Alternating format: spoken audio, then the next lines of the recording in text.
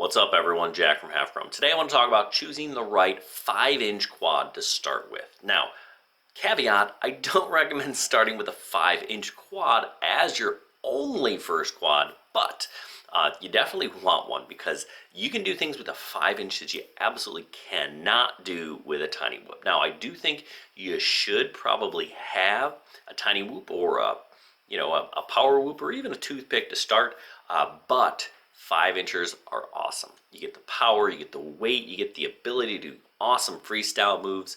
And if you want to race, you can race a 5-inch. So what are the 5-inch quads that I recommend? Well, really, there are 3 that I'd suggest you start with. So why am I making this video? Well, I've been getting a few emails and requests and questions lately. People are asking, hey, should I get the new Wizard? It's only 200 bucks. I'm thinking, yeah, that was really good, but it's not the best option. And someone emailed me and said, hey, what about the UFI Draco? It's an all-in-one package. I'm like, yeah, it is really nice, but it's also really expensive. If I'm going all-in-one, I'm going DJI. So let's talk about my recommendations for 5-inch quads. And I'll also talk about goggles and remote if you don't have those things too.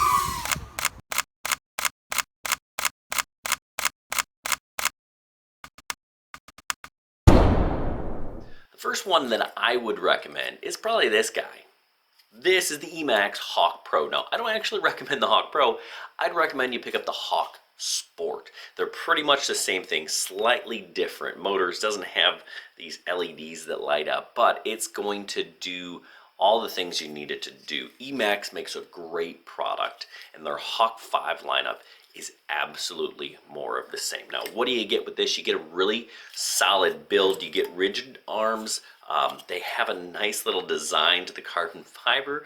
Even that is pretty cool. They're interchangeable arms. When you break something, you can fix it. And notice I said when you break something. I broke this one, right? How did I do that? Well, I crashed it into a swing set or play set or something. When you're learning to fly a 5-inch, they're going to crash. So you need something that you can work on.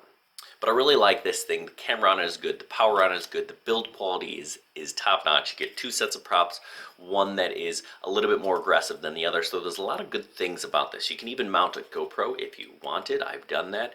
It doesn't look like a traditional mount, but there is a spot for one here and it does work. I've tried it.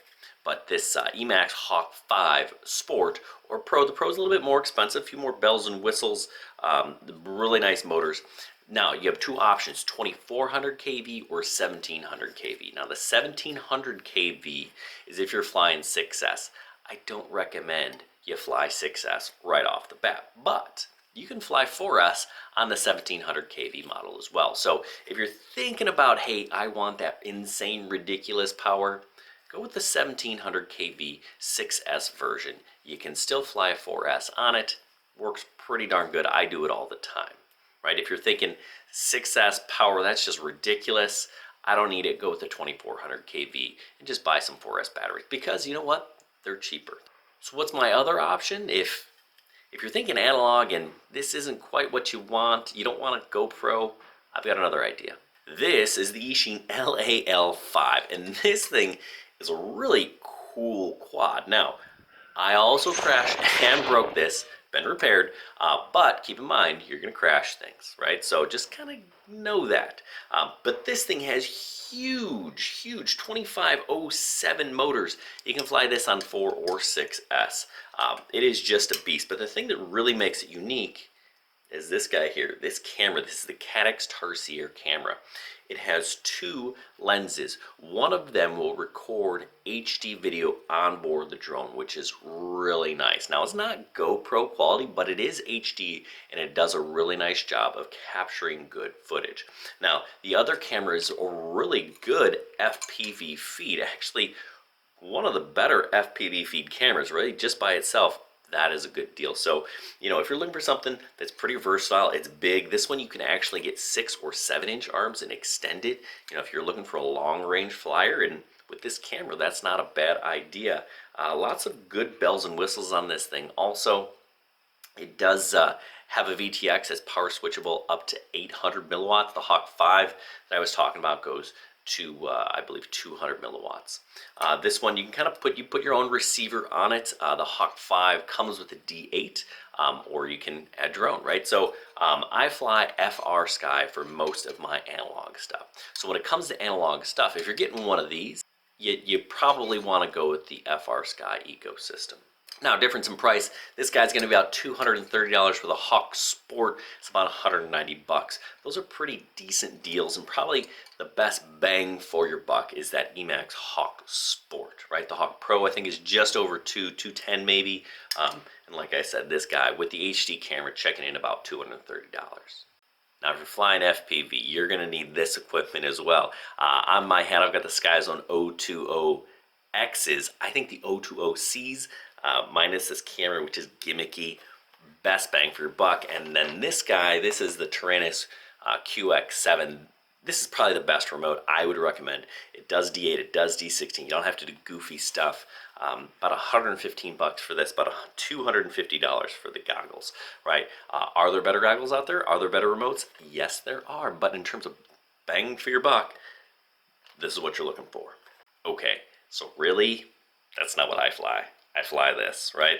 Got my DJI goggles, my DJI remote, and I'm flying this. This is the Titan DC5 frame. I actually built this with some Good Venture drone motors. Awesome, by the way. But you can get this pre-built from Banggood for about 400 bucks. Now, you can get the whole DJI ecosystem for about $850, $900, somewhere in that range.